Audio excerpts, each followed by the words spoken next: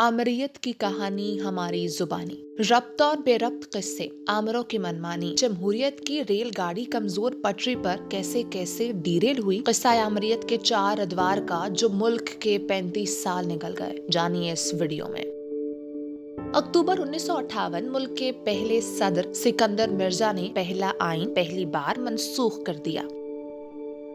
पाकिस्तान पर मारे गए पहले शब खून की कहानी का आगाज साबित हुआ, क्योंकि ठीक 20 दिन बाद पाकिस्तान आर्मी के commander in chief general Ayub Khan ने सिकंदर मिर्जा का बोरिया बिस्तर गोल कर दिया। कायद-ए-आज़म की रहलत के बाद से पाकिस्तान में आमरीयत का आगाज हो गया था। गवर्नर जनरल गुलाम मोहम्मद, आप देखिए उन्होंने जिस तरह आमराना अंदाज में चलाया, फिर गुलाम मोहम्मद से ज़बरदस्ती इस्तीफा लिया गया तो सिकंदर मिर्जा आ गए, वो भी एक साबका फौजी जर्नैल थे। और बज़ाहिर दस्ते रास्त नजर आने वाले सिकंदर मिर्जा और अयूब खान ने हकीकत में मिलकर आमरीयत की दाग बेल डाली। सिकंदर मिर्जा ने अयूब खान पर एतमाद किया और बेजा मुदाखलत की बुनियाद फराहम की, जो बाद में सिकंदर मिर्जा की जिलावतनी पर मुंतज हुई। मेरे अजीज हमवतनों, अयूब खान ने माशी प्लान्स बनाए, डैम्स बनाए, मुल्क में मुख्तलिफ जमातें बनाई, जोड़ तोड़ किया, बड़े अखबारों को कौमियाया गया। 1965 की जंग हुई। 10 करोड़ पाकिस्तानियों के इम्तिहान का वक्त आ पहुंचा है। Commander in chief Ayub Khan field marshal बन गए। हिंदुस्तानी हुक्मरान शायद अभी नहीं जानते कि उन्होंने किस कौम को ललकारा है। नामजद नुमाइंदगान का झुरलू आमरीयत की सोटी ने फेरा तो मादरे मिल्लत हार गईं। आप लोगों को सबको मालूम है कि ये इलेक्शंस हो रहे हैं और किस नजरिए पे ये इलेक्शंस हो रहे हैं। अयूब खान सदारती इंतखाब तक जीत गए। This was no ordinary election. It was an unprecedented event in our history. सदर ममलिकत को डैडी कहने वाले जुल्फिकार अली भुट्टो ने वजारत खारजा से फील्ड मार्शल की मुखालफत का सफर तय किया। और मेरे साथियों और मुसलमानों, मैं तुम्हें गवाह देता हूँ, मैं तुम्हें अल्लाह ताला के हाजिर नाज़िर करके गवाह देता हूँ कि मुझे इक़्तिदार का हवस नहीं था। मैंने इक़्तिदार की कुर्सी को पहले ठोक के ताशकंद में बात फेंक के रखा था। ये हंगामे तुलबा के तालीमी मुतालबों के नाम पर शुरू किए गए, फिर मुख्तलिफ जमातों ने तुलबा के जुलूसों को आला-ए-कार बना दिया। अयूब खान अपने काबिल एतमाद जुल्फिकार अली भुट्टो का निशाना बने। 25 मार्च 1969 को बिलाखिर तकरीबन 11 बरस की आमरीयत का सूरज एक और आमरीयत को जन्म देकर गुरूब हो गया। सदर जनरल याहिया खान ने अन्नाने इक़्तिदार संभाला, लेकिन टूटते वतन को ना संभाल सके। मुल्क दोलख्त हुआ और 20 दिसंबर 1971 को इक़्तिदार जुल्फिकार अली भुट्टो के हाथ थमाकर चलते बने। Satisfaction to me that I have done some service to the nation also in restoring democracy back to them as a soldier. Zulfikar Ali Bhutto मुल्क के वाहिद civilian chief martial law administrator मुकर्रर हुए और मुल्क की गाड़ी को खींचना शुरू किया। So this is my message to the world and to the people of Pakistan. Have faith, have confidence in your elected leaders. I tell the armed forces, please be patient. Zulfikar Ali Bhutto ने 2 ओहदे संभाले। 1973 का आइन दिया। रोटी, कपड़ा और मकान से बात एटम बम तक जा पहुंची। We will fight. We'll go back and fight. My country hearkens for me. Why should I waste my time here in the Security Council? I'm going.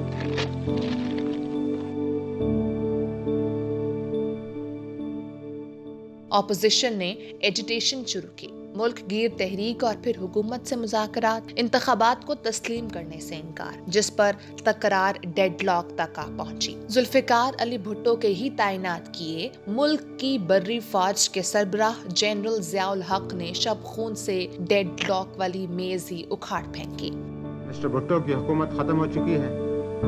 सारे मुल्क में मार्शल लॉ नाफिज कर दिया गया है। कौमी और सूबाई असम्बलियां तोड़ दी गई हैं। 10 साल आमरीयत की चक्की चलती रही। मुल्क सोवियत यूनियन के खिलाफ अमेरिका बहादुर का फ्रंट लाइन सिपाही बन गया। طیارہ حادثے میں 17 اگست 1988 کو جنرل ضیاء الحق نے وفات پائی تو انتقال اقتدار ممکن ہوا۔ قائم مقام بنے صدر اسحاق خان نے تاریخ سے 5 برس کی صدارت حاصل کی اور 2 منتخب وزرائے اعظم گھر بھیج کر جمہوری دور میں آمریت کی یاد تازہ کر دی۔ آرٹیکل 58(2)B پارلیمنٹ کے سینے پر مونگ ڈل رہا تھا۔ حکومتوں کی آنی جانی میں جمہوریت ڈیریل ہوئی۔ جنرل پرویز مشرف کے اقتدار نے قلیل مدت سے طویل مدت اور پھر لاسانی ثابت ہونے کی جستجو کی۔ Dear brothers and sisters, کئی اطراف سے مختلف آوازیں آ رہی تھیں۔ صدر پرویز مشرف کو وردی میں متعدد بار منتخب کرنے پر تیار تھے۔ مارشل لا اور LFO پر سپریم کورٹ کی مہر تصدیق نے اسے بنیاد فراہم کی تو آمریت نے لولی لنگڑی جمہوریت کو آنکھیں دکھا کر آئندہ کئی برس تک غائب رہنے کی دھمکی سنا دی۔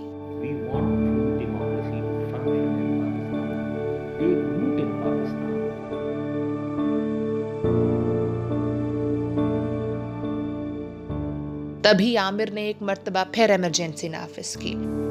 I had to take this action in order to preserve the democratic transition which I initiated 8 years back.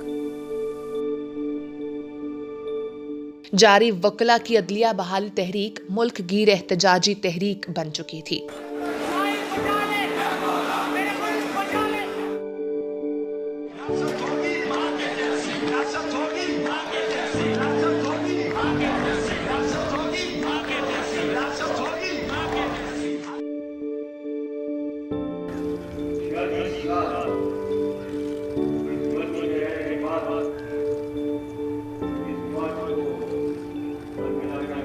وردی اترنے اور چھڑی کے ہاتھ بدل لینے سے صدر پرویز مشرف کی اقتدار پر گرفت کمزور ہو گئی۔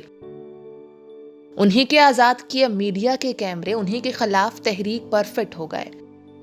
محترمہ بے نظیر بھٹو اور نواز شریف جیسے ماضی کے حریف سیاستدان چارٹر آف ڈیموکریسی کی نئی زندگی لے کر واپس آ چکے تھے۔ NRO کام آیا نہ سائیکل ساتھ دے سکی، آمریت کا سورج غروب ہو گیا۔ آمریت کے تمام ادوار ملک کے آئین اور قانون کے ساتھ کھلواڑ سے عبارت رہے۔ یہ وہ وقت تھا جب زبان خلق بول تو سکتی تھی لیکن اس کی آواز دبا دی گئی۔ ہم نے 3 ادوار اس قسم کے دیکھے ہیں کہ جب پاکستان کے اندر ایوب خان تھے، بھٹو کو انہوں نے پروموٹ کیا اور ذوالفقار علی بھٹو نے ان کی گورنمنٹ کا خلاف بغاوت کی، اور وہی ذوالفقار علی بھٹو جو ایوب خان کو ڈیڈی کہتے تھے، سیاسی ڈیڈی کہتے تھے، وہ ان کے خلاف کھڑے ہو گئے۔ پھر ہم نے دیکھا جنرل یحییٰ خان کے ساتھ بھٹو صاحب کلوز تھے، لیکن یحییٰ خان بھٹو کی حمایت کرنے کے باوجود جو ہے اپنی پریزیڈنسی کو، اپنی صدارت کی کنٹینیوٹی کو یقینی نہیں بنا سکے، اور پھر ذوالفقار علی بھٹو جس ضیاء الحق کو لائے تھے اسی ضیاء الحق نے ان کو چلتا کیا، نواز شریف جس پرویز مشرف کو لائے تھے انہیں نے ان کو چلتا کیا۔ منچاہے سیاستدان آئے، ناپسند سیاستدان اٹھا کر پٹخ دیے گئے۔ ایوب خان کے خلاف 4 آنے چینی کی قیمت بڑھی تو ایوب خان کے خلاف جب وہ طلبہ تحریک سے تحریک شروع ہوئی اور بعد میں ملک گیر تحریک کی شکل اختیار کر لی تو ایوب خان صاحب نے استعفیٰ دے دیا، لیکن ضیاء الحق نے پاکستان کو ایک ایسی دلدل میں دھکیل دیا جس سے ہم اب تک باہر نہیں نکل پا رہے۔ لیکن اب جمہوری دور جاری ہے جس کے تیسرے دور میں داخل ہیں اور چوتھے کی راہ دیکھتے ہیں۔ وہ کہتے ہیں نا، کمزور ترین جمہوریت کا علاج مزید جمہوریت، اور جمہوریت ہی سب سے بڑا انتقام۔